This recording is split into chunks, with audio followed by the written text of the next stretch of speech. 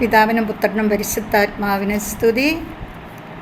പ്രിയപ്പെട്ടവരെ, ഇന്ന് നിങ്ങൾക്കായി സമർപ്പിക്കുന്നത് 1 ദിനവൃത്താന്തം 4 അധ്യായം 10 വാക്യം. അവൻ ഇസ്രായേലിൻ്റെ ദൈവത്തോട് പ്രാർത്ഥിച്ചു, ദൈവമേ, അങ്ങ് എന്നെ അനുഗ്രഹിച്ചെൻ്റെ അതിരുകൾ വിസ്തൃതമാക്കണമേ. അങ്ങയുടെ കരം എന്നോട് കൂടെ ആയിരിക്കുകയും വിപത്തുകളിൽ എന്നെ കാത്തുകൊള്ളുകയും ചെയ്യണമേ. അവൻ്റെ പ്രാർത്ഥന ദൈവം കേട്ടു. ഹല്ലേലൂയ. അങ്ങനെ നമ്മുടെ പ്രാർത്ഥന കേൾക്കുന്ന ഒരു ദൈവം, നമ്മെ അനുഗ്രഹിക്കുന്ന ദൈവം.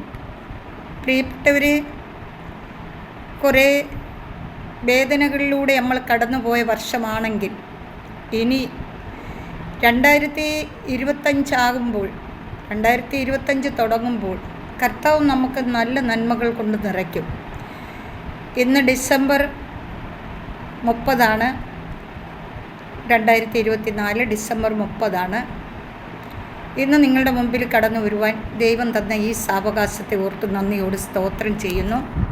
എൻ്റെ എല്ലാ പ്രിയപ്പെട്ടവരെയും ഓർത്ത് ഞാൻ പ്രാർത്ഥിക്കുന്നു. പ്രിയരെ, നിങ്ങൾക്ക് തരുവാൻ ഒരു പ്രാർത്ഥന മാത്രമേ എൻ്റെ കയ്യിലുള്ളൂ.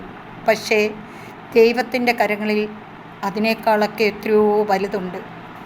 അങ്ങനെ ആ വലിയ ദൈവം നിങ്ങൾക്കായി ചെയ്തു തരാനായി ഞാനും എൻ്റെ എല്ലാ പ്രിയപ്പെട്ടവർക്കും വേണ്ടി പ്രാർത്ഥിക്കുന്നുണ്ട്. Hallelujah, hallelujah.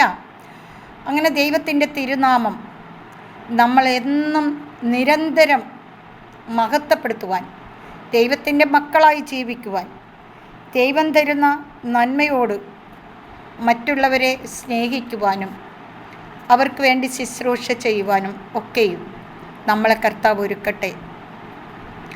ഒരു പുതിയ വർഷം കർത്താവ് തരുമ്പോൾ പുതുമയോട് ജീവിക്കുവാൻ ദൈവം അനുഗ്രഹിക്കട്ടെ. എല്ലാ നന്മകളും കൊണ്ട് നിറയ്ക്കട്ടെ. ഇവിടെ പറയുന്നത് പോലെ അവൻ ഇസ്രായേലിൻ്റെ ദൈവത്തോട് പ്രാർത്ഥിച്ചു, ദൈവമേ, അങ്ങ് എന്നെ അനുഗ്രഹിച്ച് എൻ്റെ അതിരുകൾ വിസ്തൃതമാക്കണമേ.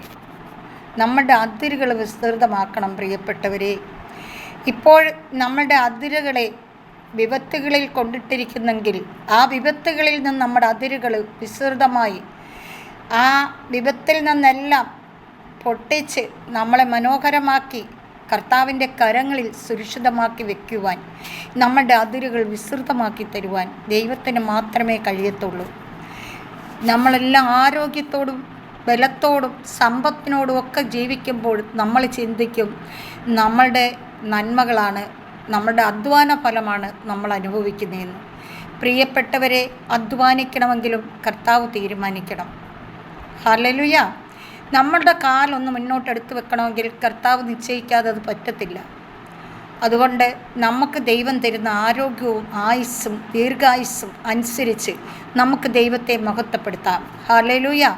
ഈ ഭൂമിയിൽ എന്താണ് നമുക്ക് വേണ്ടത് അതെല്ലാം തരുവാൻ ദൈവത്തിന് കഴിയും. നമുക്ക് ഒരൊറ്റ കാര്യം മാത്രം ലക്ഷ്യം വെച്ചാൽ മതി. സർവശക്തനും നീതിമാനുമായ സ്വർഗീയ പിതാവിൻ്റെ കരം നമ്മൾ മുറുകെ പിടിക്കണം. ആ കര നമ്മൾ അയഞ്ഞ് കളയരുത് പ്രിയപ്പെട്ടവരെ. നമ്മുടെ കരവും കർത്താവിൻ്റെ കരവും ഒന്നുപോലെ മുറുകെ പിടിച്ചു വച്ചിരിക്കണം. കർത്താവെ, എന്നെ അനുഗ്രഹിക്കാതെ ഞാൻ അങ്ങേ വിടത്തില്ല. എന്നെ അനുഗ്രഹിച്ച് എൻ്റെ അതിരുകൾ വിസ്തൃതമാക്കി തരണം കർത്താവെ. ഞാൻ അങ്ങയുടെ മകനാണ്, മകളാണ്. അങ്ങനെ സ്നേഹിക്കുന്നുവെങ്കിൽ ലോകജനം കാണട്ടെ കർത്താവേ. അങ്ങനെ സ്നേഹിക്കുന്നതിൻ്റെ അടയാളം മറ്റുള്ളവർ മനസ്സിലാക്കട്ടെ കർത്താവേ. പലപ്പോഴും പലരുടെ മുമ്പിൽ ഞങ്ങളുടെ തല കുനിച്ചിട്ടുണ്ട്. പലരും ഞങ്ങളെ നിന്ദിക്കുന്നത് ഞങ്ങളുടെ കാതുകളാൽ കേട്ടിട്ടുണ്ട് കർത്താവേ. അതൊക്കെയും ഞങ്ങളുടെ ജീവിതത്തിൻ്റെ വളർച്ചയ്ക്കും ഉയർച്ചയ്ക്കും കാരണമായി മാറിയെന്ന് ഇപ്പോൾ ഞങ്ങൾ മനസ്സിലാക്കുന്നു. പിതാവേ, എൻ്റെ എല്ലാ പ്രിയപ്പെട്ടവരെയും അനുഗ്രഹിക്കണം അപ്പച്ച. ഈ പ്രാർത്ഥന കേൾക്കുന്ന എല്ലാ പ്രിയപ്പെട്ടവരെയും അനുഗ്രഹിക്കണം. അവർക്കാവശ്യമായ എല്ലാ നന്മകളും കൊണ്ട് നിറയ്ക്കണം കർത്താവേ. എൻ്റെ പിതാവേ, ഈ വർഷം വേദനകളിലൂടെയാണ് കടന്നു പോയതെങ്കിൽ, രോഗങ്ങളിലൂടെയാണ് കടന്നു പോയതെങ്കിൽ, എന്നാൽ കർത്താവെ, പുതുവർഷം എല്ലാവരുടെ നന്മയ്ക്കായി കർത്താവ് അനുഗ്രഹം ചൊരിയണമേ എന്ന് പ്രാർത്ഥിക്കുന്ന പിതാവേ.